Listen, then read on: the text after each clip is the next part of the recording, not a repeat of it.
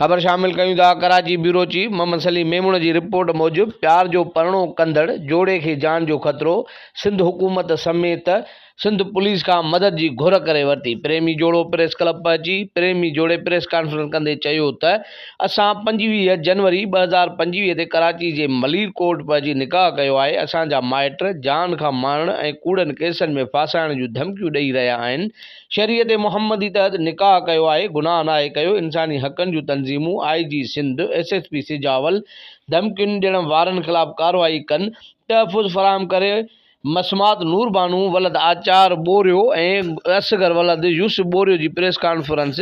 सजावल ज़िले के जाती शहर जा रहवासी नौजवान जोड़े मसमात नूर बानू, धी आचार ऐं असगर वलद यूस बोरियो ओलह प्रेस क्लब कराची पहुची प्रेस कॉन्फ्रेंस कंदे सहाफ़ियुनि खे ॿुधायो त असां कराची में 25 जनवरी 2025 ते अदालती परणो कयो आहे। मसमात नूर बानू ऐं संदसि वर असगर वलद यूसुफ जो चवणु हो त अदालती परणे खां पोइ मसमात नूर बानू जो पीउ आचार ऐं भाउ न्याज़ सुलेमान ऐं कुछ ॻोठ जा वॾेरा ऐं ॿिया असांखे जान खां मारण लाइ ॻोल्हा करे रहिया आहिनि ऐं ख़बर पई आहे त हू असांखे कूड़नि केसनि में अड़ाए गिरफ़्तार कराइण चाहिनि था। नूर बानू ऐं असगर वधीक चयो त असां आकिल बालिग आहियूं। असां शरीयत मुहम्मदी तहत निकाह कयो आहे, को गुनाह नाहे कयो। पर ॼाणायल माइट गैर कानूनी तरह असांखे धमकियूं ॾेई हीसाए रहिया आहिनि। हिन वक़्तु असां मलीर ज़िले जे मुख़्तलिफ़ इलाइक़नि में पनाह वठी जान बचाइण में पूरा आहियूं।